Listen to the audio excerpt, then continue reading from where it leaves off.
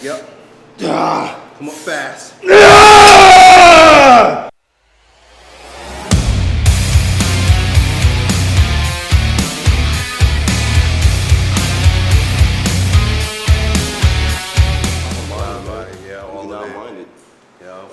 Cool. Hey, you guys are joining us here again. This is my friend Keenan. And so he's gonna work out with me today. It's the first time doing a workout with me. Probably the first time doing strongman training, right? We're gonna do some strongman stuff. Tell him who you are, why you're here. Okay, so as he just said, my name is Keenan, right? I'm just here to learn, right? I'm here for knowledge. No, tell him how I met you.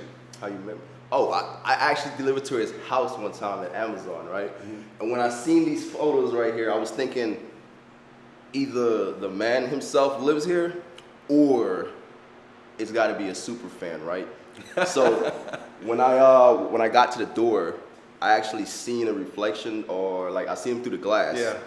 And then I actually stood out there and waited until I got his attention. I didn't want to knock or anything like that, because he looked like he was doing something important, like making his videos. Yeah, I was making videos. So I waited until I got his attention, and he came out, and I couldn't believe it, right? Yeah. I couldn't believe it. We had a quick conversation, man, and then we exchanged numbers, and he just invited me for a workout, which I was like stoked for, man. Yeah, that's cool.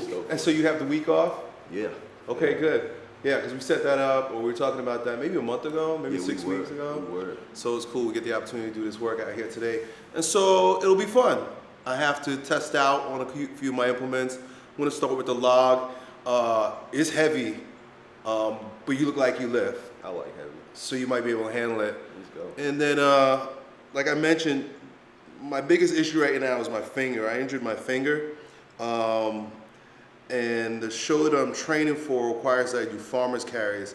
And so I'll probably do a little bit of light farmer's carries just to test out my finger, test out my grip, make sure it's okay.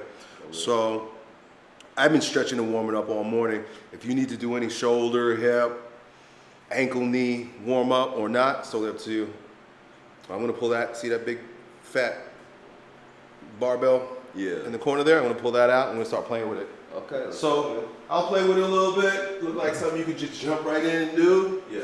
Do it. Otherwise, you know your body better than anybody. For sure.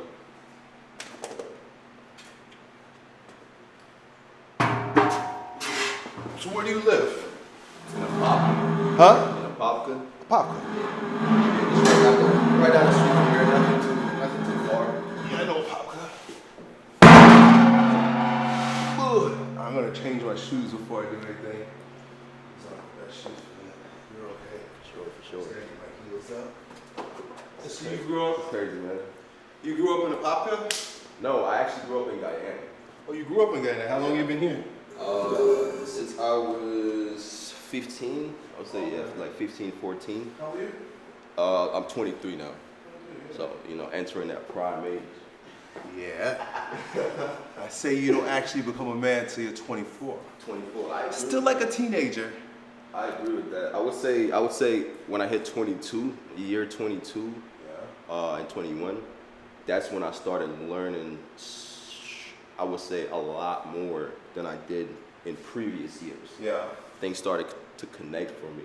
And now, it's funny enough, that's when I started like lifting consistently, right? At 22? Yeah. 22. Yeah, you get a pass until you're 24, because you're still like a teenager, I like to say. Because if you look at it, if you notice, a lot of things in life revolve around, are in increments of 12, right? Like 12 months out of the year, there's 12 hours on the clock. And so there's like a pattern of 12. I'm sure there's plenty of others. But when we're born from 0 to age 12, there's like a full evolution from baby, child, to then you becoming a teenager. And I think from 12 to 24, you're like, stages, that's a teenage stage, like, you're a young teenager. And then, like you say, you start waking up, 22, 23. By 24, bang, you're like in a whole new stage. Sure. I've just noticed that because the majority of the young men that has just been following me over the years, the average age is 24. Like, you're 23, but the average age is, you're 22. The average age is like 24. 23. Okay. Yeah. So that's cool. Becoming a man. So I went from 24 to 36. And I'm 42 now. Can tell, man. Can tell. It depends on my costume. If you notice, I look totally different than when we started this show, right? New man. Alright, I had a bald head and a big beard. My wife said that I looked like I got younger.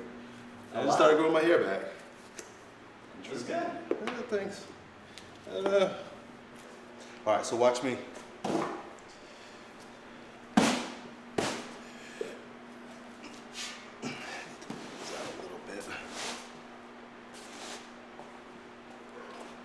So from here, we just get it over our head.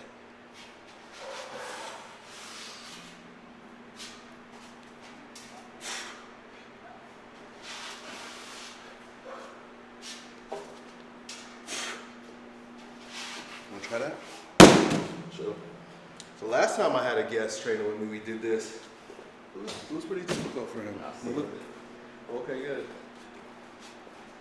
I think you got it though.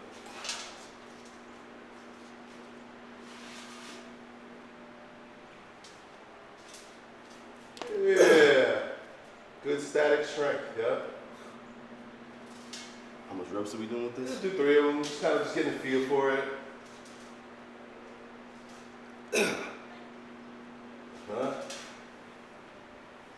Yeah, use a little power now. Good.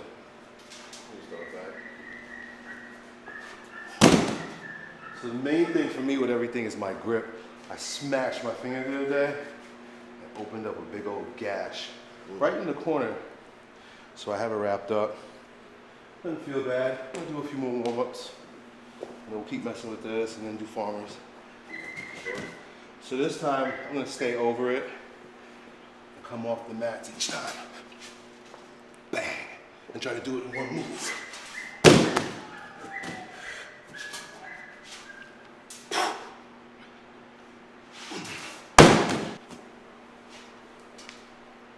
Cool, yep. Yeah, we'll just drop it.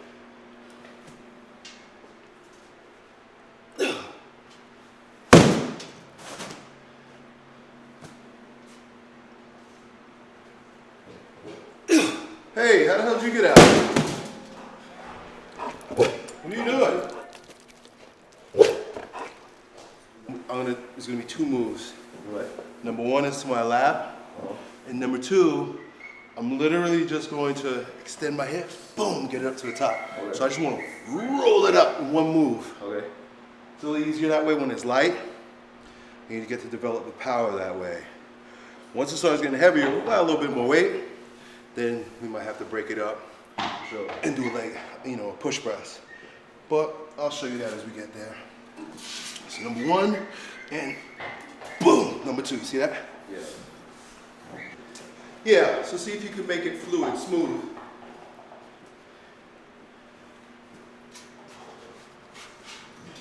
Yeah, boom, boom.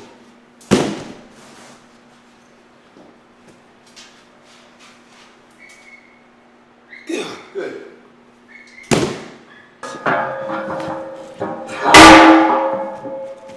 It's still pretty light because it's about 185 pounds. The show I'm doing, it goes up to 250. So I might keep adding. You about to do a strongman show? Yeah, Yeah. the weekend after this weekend. This weekend I'm going to be in Orlando and I'm speaking at a men's conference Okay. called the 21 Convention. And so I'll be speaking from the stage, making videos, doing interviews. And then the following weekend, I'll be in Clearwater, where is the Strongman show. Nice. Mhm. Yeah. Think you ready for that? No. I don't think you're ready for it? I'm as ready as I'm going to be. In other words, like, I'm going to do it, I can do it, I know I can handle it, but I don't have that same, like, I need it drive. Yeah. When I was younger. I guess I'm just not as hungry. I don't care as much, And I think but here's the thing, I have to be brutally honest about that. And knowing that it's sexy to be hungry, right? Right. It's, go. And especially me, I'm a motivating guy. But to rationalize it, right? Because that's what I'm doing, rationalizing it, is that I already won a ton of trophies already. and I have a lot of accomplishments. And unlike 27-year-old Elliott, my sense of self-worth doesn't hinge on it like it used to. Used to, like, if I didn't win something or dominate everything I do, I would feel diminished as a man, like no good. But I'm older. I don't know what that means. Maybe my testosterone's lower. I'm softer. I'm just like an old man. I like to see the young men do well. Let me tell you, I like to see the young men. You should beat me, these young dudes. So, but we don't know. We have no idea. I have no idea who I'm even competing against. It's a master show, so it's just me against older guys. We'll see. Maybe I'll turn it on when I get there. Let's go.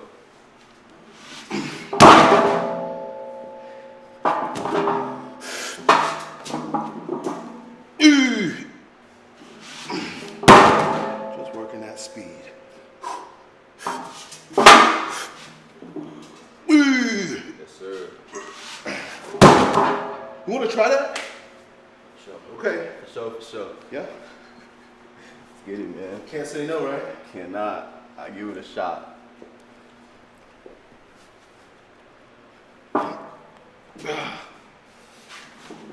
Yeah.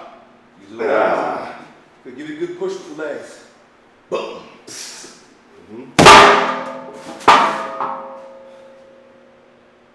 Yeah. I don't know. Alright. So get it up to where you had it. Now look. You're good here. You got it here. A little trick. That's something you need to practice, probably with a lighter weight, but you're athletic. You can do it. So you're here. Sink, and push it up. For sure. But when you push, then drop your hips so you get underneath it. Okay. Does that make sense? Yeah, it does. So it's like bang, boom. And so I drive it up and then drop my body underneath it. Okay. Try that. For sure. Call that push press.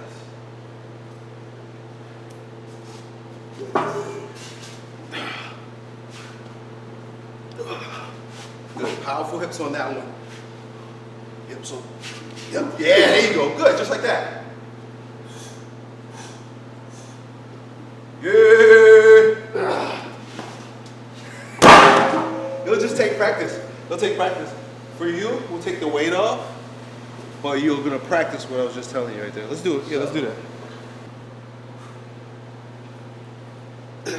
Good, that's a good push press. Now, it's light. I noticed you didn't follow my rule. You had your knees bent here and your butt out. Yeah. When it's light, you can do that because you're still strong enough to stabilize it. But when it gets heavy, the reason why I turn my toes out and squeeze my butt like this is so that this is all solid. If I'm here like this, it's soft, right? Yeah. Is it better to fire a rocket from a canoe or from an aircraft carrier? Aircraft carrier. Right, because it's not gonna shake. You're more shaky here like this. Right. When I go like this, boom, I'm more stable. Okay. And then the real push doesn't come from my hips. For this, it comes from my knees. So my butt stays squeezed, I bend my knees, boom. Just try that, technique, it might help you. For sure, for sure.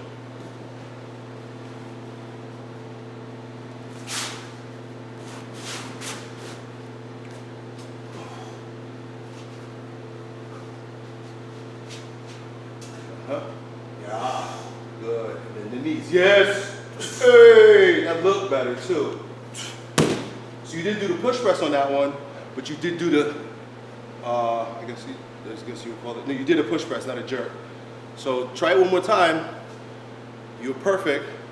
Pop, and then butt out to get underneath it. Okay. For sure, for sure. So that was a perfect pop with your knees, and then you just gotta drop those hips back and get underneath it. So when it's heavier, it's easier.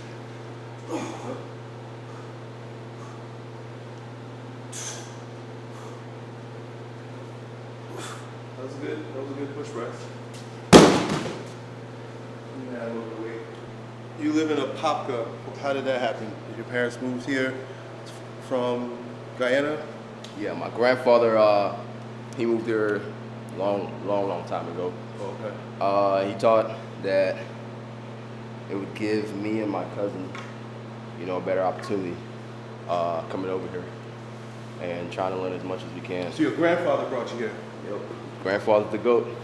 Yeah. How about your parents? My mom's over here, Nice.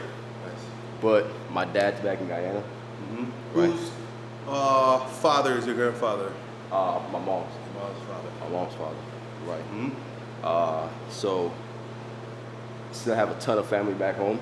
Yeah, I bet. So my goal, one of my goals, is, you know, to provide the same opportunity that I was provided, especially for my younger generations in my family.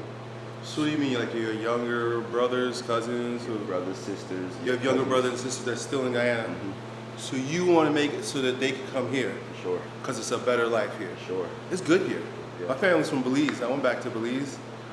I'd rather be here. Yeah. Yeah, because you know it's poor, right? They don't have the same kind of Really. opportunities and stuff, and even like looking for jobs and stuff. And it's great, man. It's nice when family, like a patriarch, like your grandfather, Right. is just like my grandfather. And it was back in the 70s though. For sure. For sure. And he came. He had 10 kids. 12. 2 of them died. He's putting in some work, man. Yeah. So he said one at a time for each of his kids. Yeah. My dad was one of them. So I'm That's blessed. crazy. Yeah, I'm happy to be here. Blessed to be here, man. Shout out to the dad, man. Shout out to the dads. Yeah, dads, granddads, patriarchs. That's good. Yeah, you're blessed you have a grandfather like that. My grandfather drove trucks. And he saved his money driving trucks to bring his whole family in. All right. Let's go.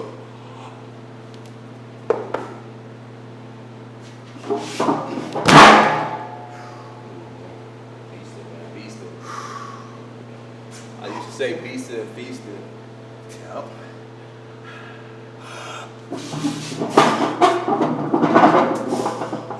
Let's go.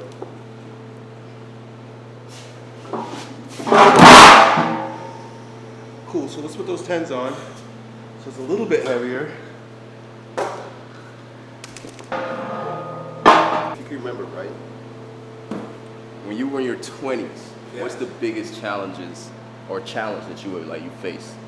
Right? And how did you overcome that? Well, I got married at 22.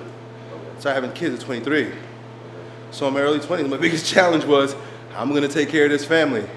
You know, getting married very early put a fire into my ass. So it wasn't like, oh, maybe I'll make it work. It was, there's a gun to your head, you gotta make this work. I work well under pressure like that. Even if, like I told you just now, I'm not that motivated to win, because there's no gun to my head. I'm not trying to prove myself or I have to provide and protect and take care. But when I was young, I was full of energy, and I had a gun to my head. The challenge for me was, how am I gonna, not only how am I gonna put food on the table and pay the bills and take care of my family, but I wanted to provide the same kind of life my father provided me with. And he worked his ass off, got out of Brooklyn, went to Long Island, bought a house. So I was like, how am I gonna buy a house? I couldn't fathom how people save up money to buy a house. Yeah. It didn't even make sense to me. I used to walk around that, like St. Petersburg, in the suburbs, and Old Northeast, and I look at these houses, I'm like, I wish I could have a house for my family, for my children to have a backyard and shit. Like now I got 42 acres. But when I was in my early 20s, I just couldn't fathom. It was so foreign to me that maybe one day I could have a house and a nice life for my children. That was the biggest challenge. That was the thing that I was like working towards and striving towards. No job, right? Built strength camp, training people in the parks, back in my van. I was just blessed, completely out of my head. I don't know how it happened, but YouTube came out the same year that I was hustling and trying to put food on the table. And I was just blessed to become, I was fortunate enough to have YouTube and to become internet well known, and so I was just lucky. I don't know how else to say it. You got there, but you still had to put in the work for it, man. I did have to put in work. It was a struggle, especially being in all that debt. Yeah. let's touch on that, man. Since you bring that up, let's touch on that. Well, let's do this first. Yeah, For sure, for sure.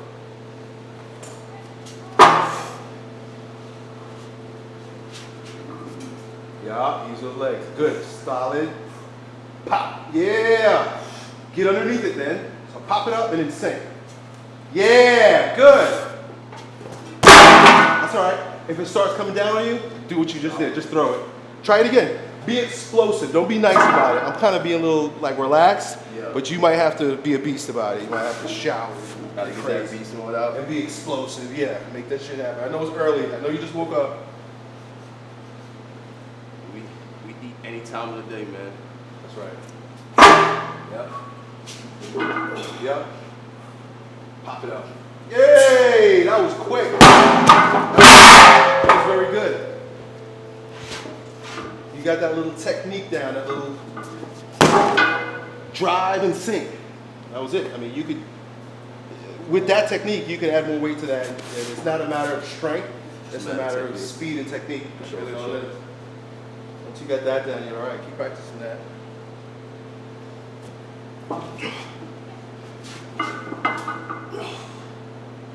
Good, there you go. Yes. It like floats up. It does. Right? You know, it's just because what you're doing is you're just making it weightless. When you do this, you're just taking a little bit of the weight out of it and then you're getting underneath it. As opposed to, oh, I gotta push it all the way up here. Yeah. So that's good. So you have a lot of debt, is that what it is? Well, I know now that I've actually looked at other people, Yeah. I realize that I don't really have that much compared to a lot of people. Yeah. Because I once knew this doctor that failed med school failed med school for quite a while. And she's in like 1.5 million debt.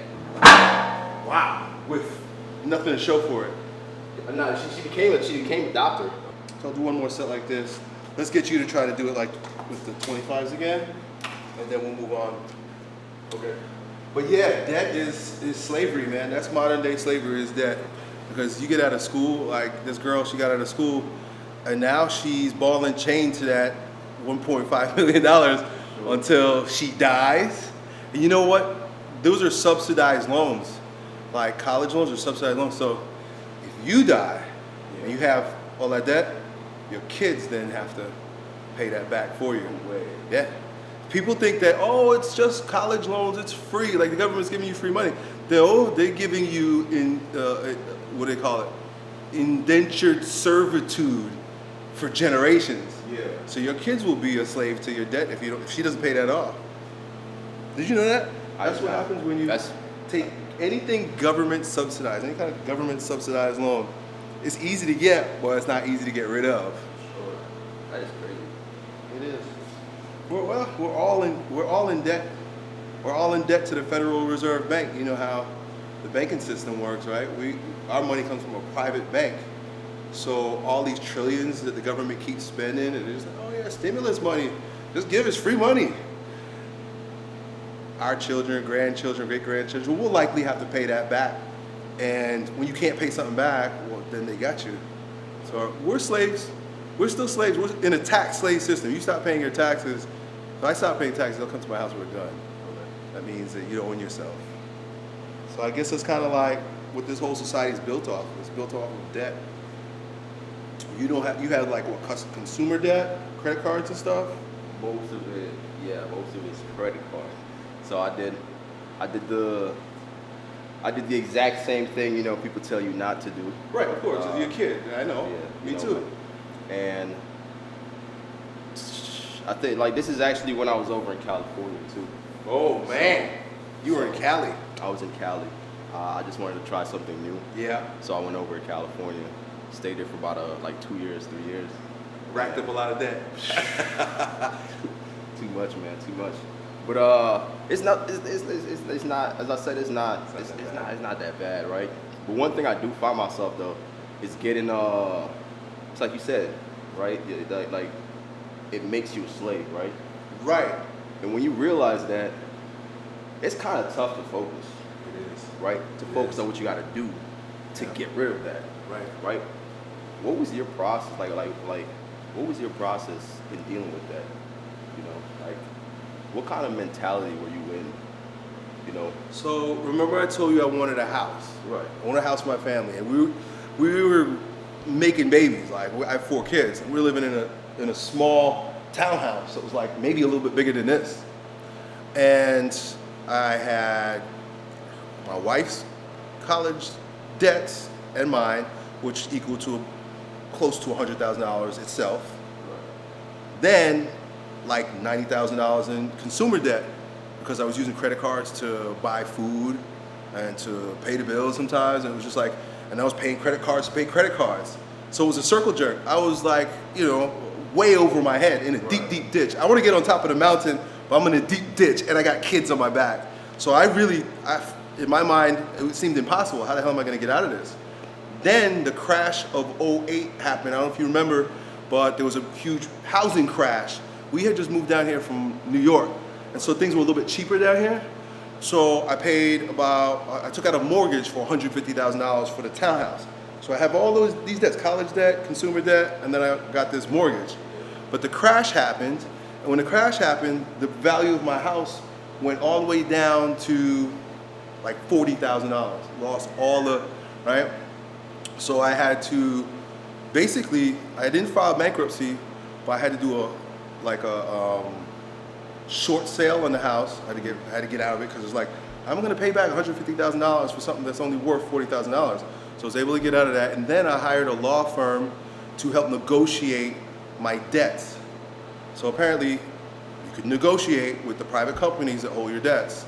So they negotiated with the debts and put me on a payment plan where I think I was paying about $3,000 a month for about a year and a half.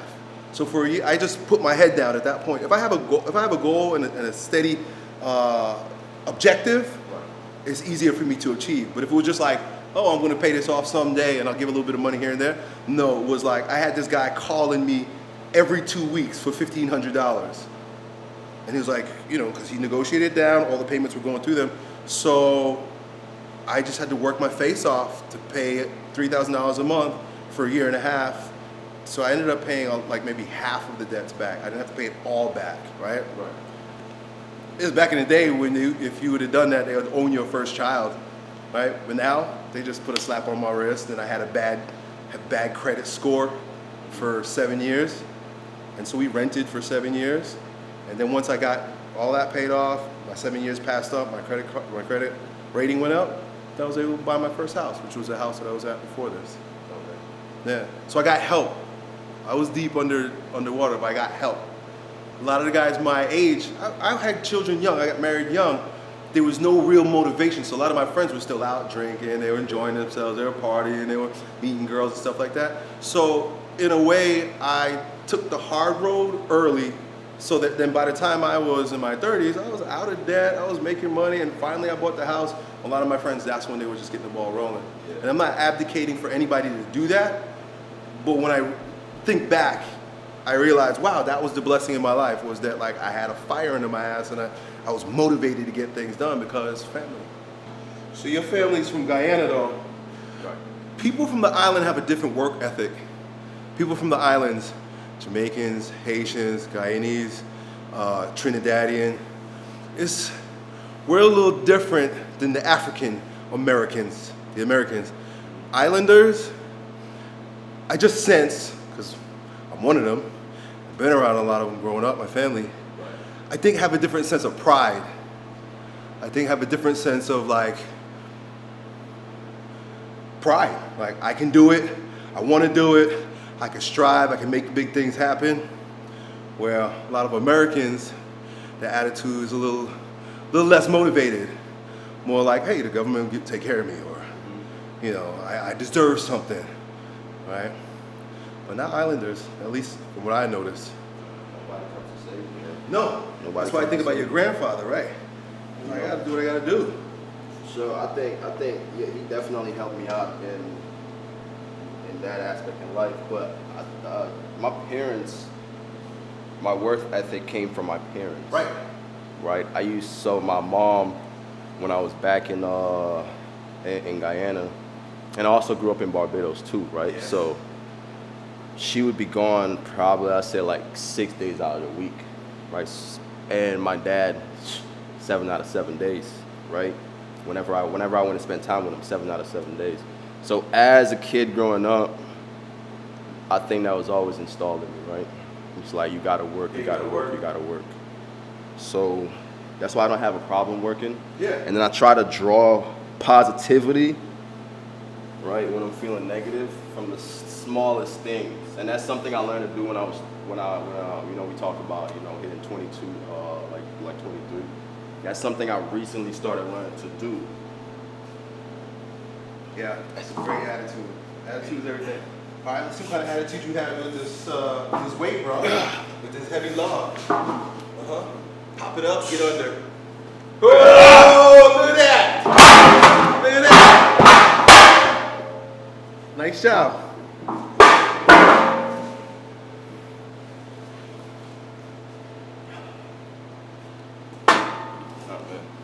Yeah, just put it back on here. Yeah, we put it back on. Hey, that was pretty good. Appreciate that. Try it one more time. Couldn't have done it without him, man. Yeah, it's just technique. You're strong. You're a strong dude. Just a little bit of technique brush up. Well, be aggressive now. Good. It's attitude right here, bro. Yep. You didn't get under it. Throw it up, get under it. Nice. Good try. Good try. Good try. Just give me a couple seconds. I'll get back at that again. Okay. Do you want to try that again? Sure. No pressure, bro. I left it there. Maybe you want to try it again. Let's get it. All right, so I've seen some presses, right, where come out and you do that, Yeah. right? What's the difference between that, right? Keeping your legs separated So you're doing a versus push jerk. What I'm teaching you is that. Is that? It's exactly that. One is called a push jerk. What you're doing, that's called a split jerk. Split jerk. Okay. Right. Which most of the time you'll see Olympic weightlifters do split jerks with a barbell. Right. One of those. Right? So a lot of times you'll see them do it that way, and it allows them to get real low real quick by spreading their legs like that. Yeah. You can do it. There's not too many strongmen that do it with the log. Just because that thing is so damn big that, I don't know, I mean, it just doesn't feel stable. Yeah. But you're doing a split jerk, except the only difference is with a split jerk, you drive up and then bang, get underneath like that. And right now you're doing it like this. You're driving up and getting underneath like that. Okay. All right, so you're dropping your hips. Yep. That's it. Good, yeah, stabilize it. Yay! Press it out. What was the biggest challenge in my early 20s? Your first question? Yeah, that was the first question. What's your biggest challenge? Is that the same thing? Right now? Yeah. Discipline, man. Discipline? I think discipline. Reason I say that is I think that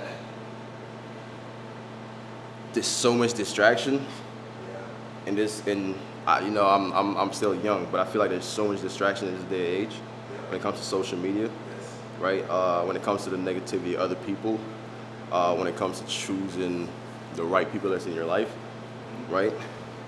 So when I say discipline, talk about like trying to stay focused and not be distracted, right?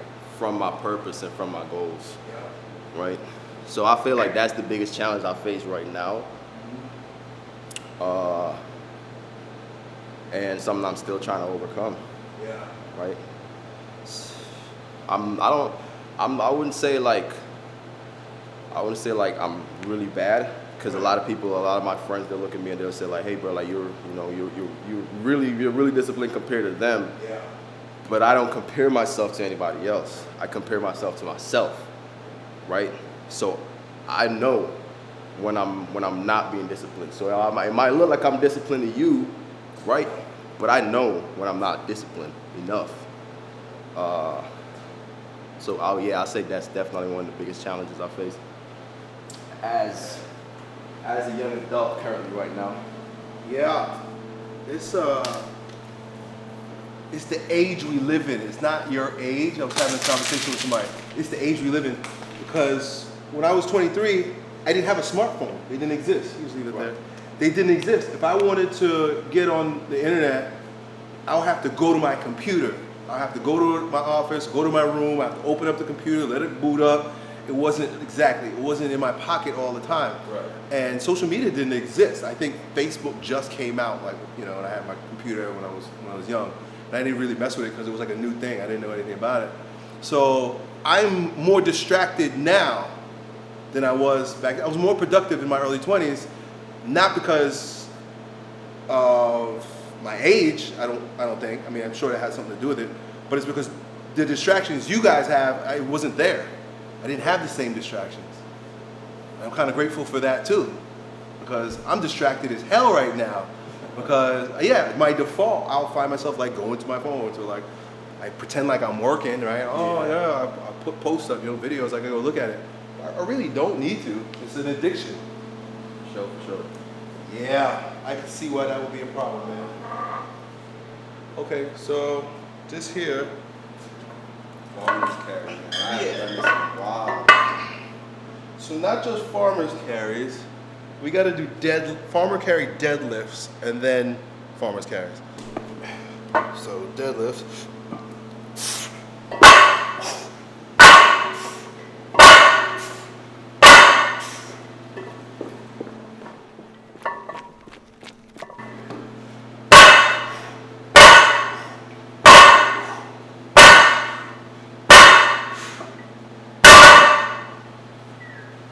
So 4 deadlifts around the cone, 4 deadlifts.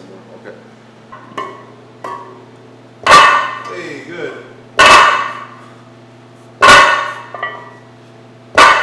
Good. Go for it. Hello. Yeah. I'll show you the tricks so that don't happen. You know, another thing that kept me focused when I was in my 20s was competition, doing strongman competitions. Would you be interested in doing any kind of competition? Bodybuilding or CrossFit? You train CrossFit? I don't have much experience in it, but it's something that I've been wanting to start doing. You should do it. That would be really cool. Yeah. I think just something to keep you with that winning edge. Yeah. You know, right? That's another thing, that's another blessing. If I wasn't doing strongman in my 20s, I probably wouldn't have been as aggressive or, you know, motivated. So doing something physical, I think, is important. Yeah. I know a lot of guys do jujitsu or boxing or bodybuilding, anything, just to keep your physical sense of accomplishment and drive top notch. Yeah, do the CrossFit, man. That sounds, those look like fun, those competitions. What are some of the things that you think that helped you became other than personality? Because I think personality is one of the biggest things. Yeah, that help you be charisma. successful. Charisma. Yep. I don't think I lack in that, by the way. No, I wouldn't say so. But other than charisma, what are the other factors you think that helped you become so successful and help you with the longevity, you know, of your fitness channel? Because you started off your first channel, right? Yeah. Which actually did pretty good because you've got over 500,000 subscribers, right? On Strength Camp? Right. No, not even on Strength Camp. Strength Camp is like 1 point something million, right? Yeah, 1.8. Right. But That like was my first channel. Strength Camp was the first one. Yeah. And then Elliott, and then okay. So then the other one came after. So I think either way, both of them were really successful, right? You know, so like, what are some of the factors that helped you become so successful, man, other than the charisma? I have to admit that I'm fortunate. I'm lucky in a way because YouTube came out when I first started out. You know what I'm saying? Yeah. Like if I was to, I don't know if I would have been as popular if I just came out now because there's a lot more competition. There's a lot more people playing the same game. I legitimately was like one of the first. So I never want to downplay that as a grace from God. I could say, oh, I did. But the fact is, I was kind of lucky. Right? I was a few steps ahead. So being early in was helpful. And of course, there's new platforms all the time. Like TikTok just came out. Sure. If you're early on TikTok, which meant like what, 3 years ago, 4 years ago, right? YouTube, of course, it was like 20 years ago. So being early on a platform definitely helps. Being charismatic and recognizing that people are there for entertainment, and if you have information, you have to cloak it in entertainment. See what I'm saying? So there's guys that are smarter than me, that were smarter than me, saying things that were more scientifically sound than me. But when you have a way of speaking, when you have a way of delivering the information and being engaging for people to listen to, that trumps all, right? Because people want to be entertained. The bottom line is they want to be entertained. They don't want to be bored. The kiss of death is boredom, being boring. Even if you're brilliant, even if you're good looking, it doesn't even matter. But if you're boring or you're like everybody else, you're for nobody. They say if you're for everybody, then you're for nobody. So that was another thing. I was very specific about who I was talking to. I knew who was on the other end of the screen for the most part. And it was 20-something, teenage, between the ages of 17 and 27 young men. Yeah. So with that in mind, I can speak to that audience with their language. If you come out and you're for everybody, I'm for anybody who wants to lose weight, well then nobody's really going to resonate with you, because when you're talking to everybody, you're talking to nobody. That was important. One of the things that I did that was unique at the time, now it's not, but it was what helped me get a lot of momentum, was daily videos. Right. Back when I first started out, people were doing like one video a week.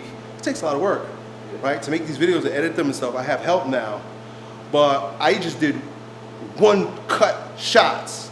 There was no editing. So I was one of the only guys that did one cut. I was like, I'm turning the camera on, whatever the fuck comes out of my mouth that's what's gonna be. But a lot of people, they were editing and censoring and cutting themselves up, which number one takes away from authenticity, but number two, that takes time. So while you're editing your video for a week, I pumped out 7. But now that's expected today, right? Especially now with like, Snapchat and shit like that. People expect you to be raw.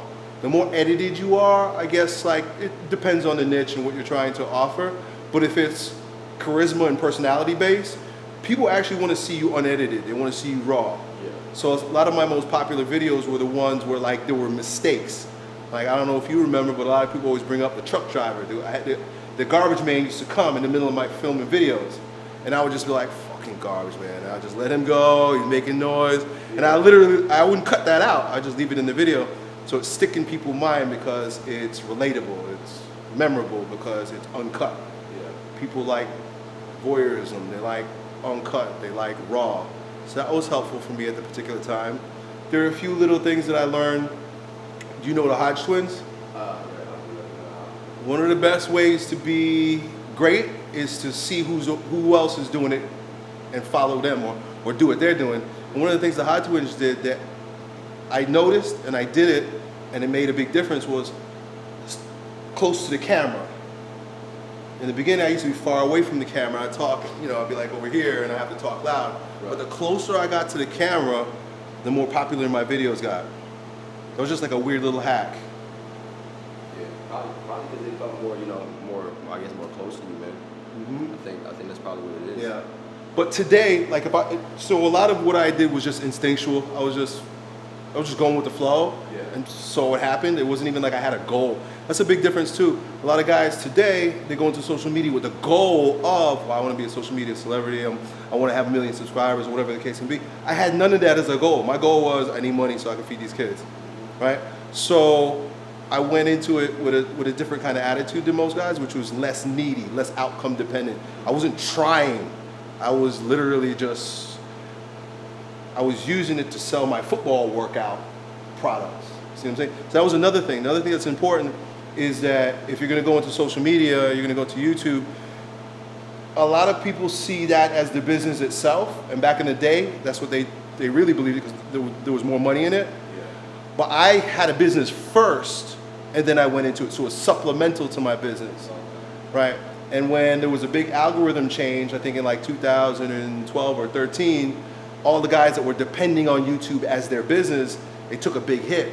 But me, my business kept rolling, and I just kind of took a break from YouTube because I had it as a business. I had a business first, and it was just helping me promote my business. if I was to start today, I would have to be more principled. I couldn't be as, just letting it happen. I think I would have to be more principled, and so I would have to follow the 3 M's of direct response marketing. I'll have to know exactly who my market is, which I did, but it would be even more important now because there's so much competition. Yeah. The more niche down, like who you know you're talking to, and you talk specifically to them, so that's market, knowing exactly who your market is. Who am I talking to? Not for everybody, not for a broad spectrum, but a narrow spectrum market. Number 2, I would have to tailor your message. So you got market, message, media. Market is who it is you're talking to. Message is what kind of language resonates with that market. So I had a phrase that I used to say, become the strongest version of yourself. Right. And so that was my message to the market. That was a message that resonated with that market. I knew it would resonate with that market because I was that market. I am that market. I am you, you are me. You see what I'm saying?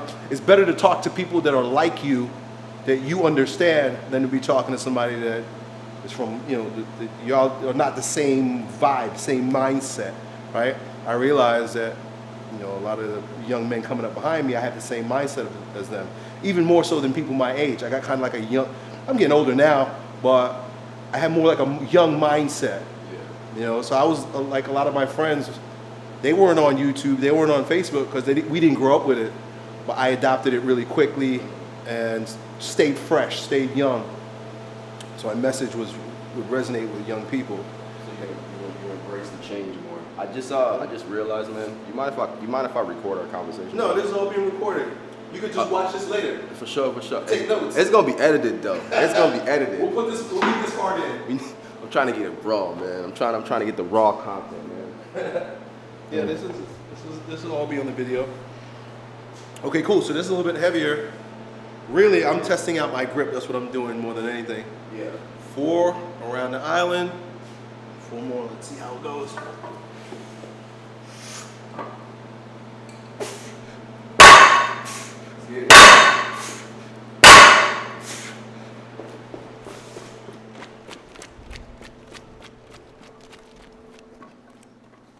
So you're thinking about like starting a YouTube channel?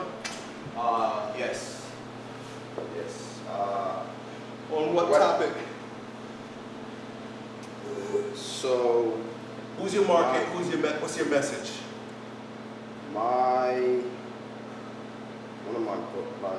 my goal right now for this year, the rest of this year, the rest of next year, is to attend barber school. Okay.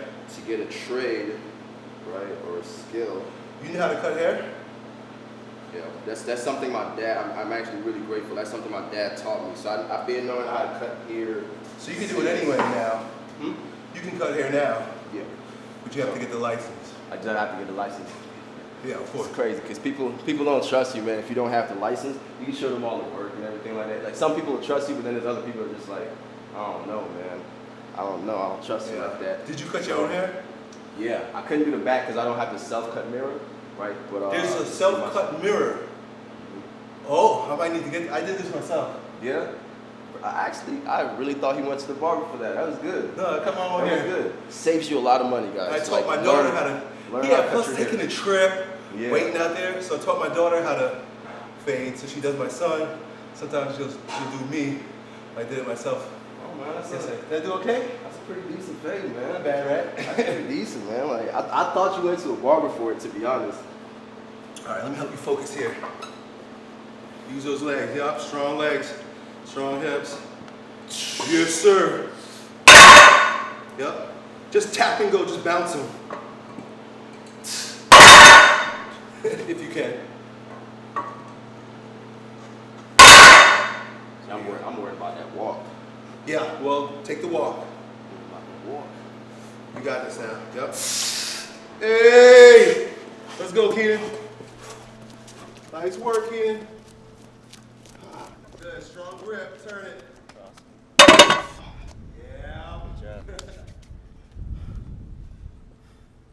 It's that grip strength. Go. Let's go. You got this. Good. Control it. Let it swing you around.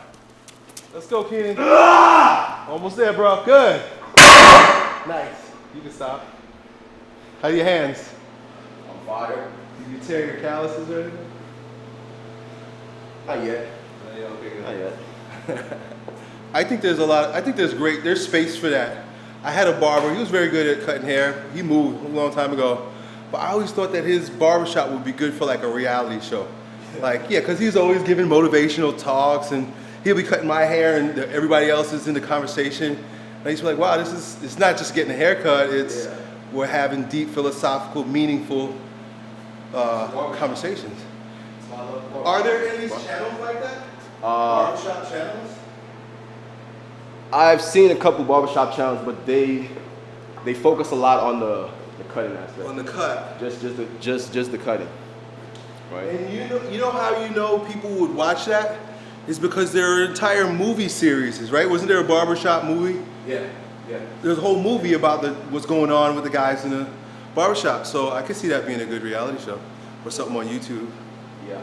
I wanna get to cutting, some of the well-known people out there. Yeah. You know. When you get rolling, let me know. I'll come. Sure. I'll be on your show. Do you ever think about having like a guest, like two people? Like I think about the Hodgkins, like two is better. Just seems like it's better to have conversation than one. A lot of times I make these videos, it's just me. I answer questions and stuff and kind of helps me out. But when there's another person there, you can kind of banter off with one another. Did you see these guys, Abe or Abba? I don't know, these two black guys that talk about red pill stuff and girls and stuff. Their channel's just blowing up, but there's two of them. Something in Abba and something. I can't remember. But watching those guys and watching some others, like when it's two people together, they can kind of bounce off each other, have conversation with each other. So look at like different people formats and how successful people are doing it. Like I said, just take tips from them, watch how they do it, and then do what they do. Yes. One of the things, like, you definitely on point with that. You're right about that. Yeah. But one of the things that like I feel like I struggle with is that compatibility, man. Like who? Right. Yeah, I hear you. Right. See, sometimes, it's not I don't do it every day, but a lot of the times, like, I get up, like I can't sleep at night. I like to get up early, hit the gym, right? Work out, meal prep, do all of that good stuff. But then the gym partners that I find, they're not on the same, like, forget all of that. I'm just talking about intensity in general. Yeah. Like just being intense, right? I feel like a lot of people are not on that same wavelength, man. Yeah. And I don't know what it is about me that, just bugs me out of that. And that's one of the reasons I like you, man. Like, you up close with that, up close and personal with that camera, bro. When you get to yelling, bro, that's fucking intense, bro. Turn it on. That's intense, bro. And I'm just drawn to that. So if you don't got the intensity, like I find like I can't work with a lot of people without I would intensity. always have to turn it on for my training partners. You said turn it on for them? Because if you're trying to find somebody else that's like that, it's going to be hard. Yeah. So I was the one. You know? And so they just knew, okay, when you're going to train with, like my brothers would train with me, my friends, my football player. Yeah. It was like, when you train with me, it's a different story. The rest of them, yeah, soft, but they would do it. So you just have to be that one. You be the training partner you want. Let's get it.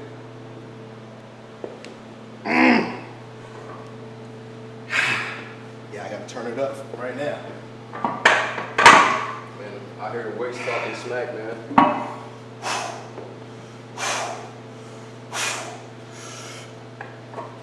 Let's go. Let's go.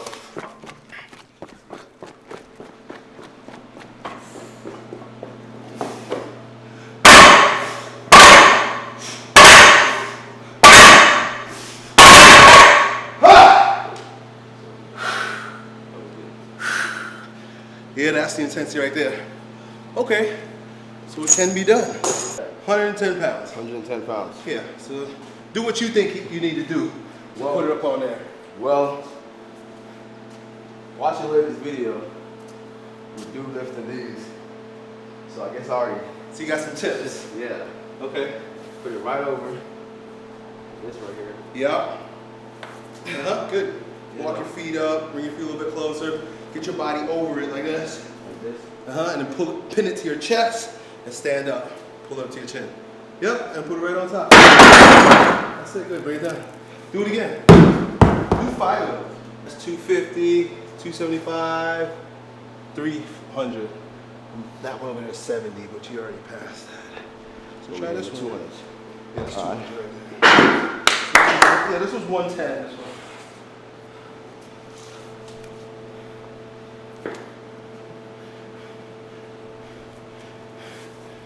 Good. Let's get it on your lap first.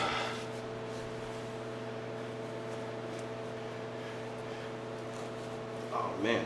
So, get your hands, try to get your fingers almost underneath it. Yeah. And then you want to, like your arms are a vice grip. You want to squeeze it together and then do an RDL, like a straight leg deadlift. Okay. All right. So really, it's a lot of, you ever do like the pec deck at the gym? This one, it's like that. You know what's crazy? I never knew this, but this takes a lot out of the core. Oh yeah. Holy moly. Like I feel like I literally just did like 5 sets of like crunches or something. Yep. Hey! There you go. Good. Control it now. Good. Set your feet up. Get your hands over the top. Pin it to the top of your chest. Pull it up to your chin. Yes, like that. Yeah. Stay with it. I got this. So I know it's counterintuitive, but you see how you tried to come up like this and have your hand under it, right? Because you think you're gonna put it up like that, you'll never get it that way because your hands can only go so far. But if you put your hands over the top and pin it to your chest, then you come up and it's already in your chin. And you just go like this.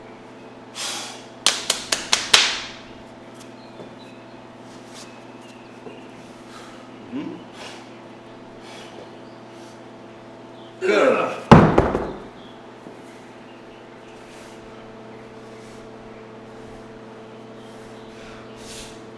Good. There you go. Good. Set yourself up. Good. Ah, there you go. Hey, good. Come up on your toes. Nice. Nice. It's a little high. It's a little high.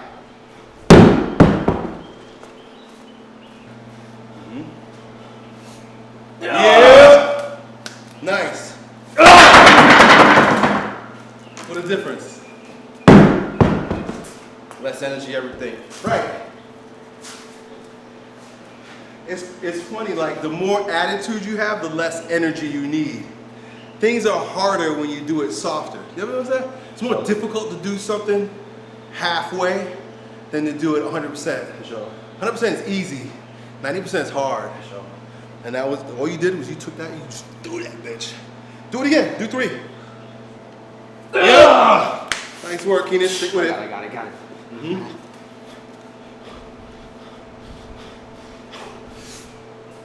Yep. Come up fast.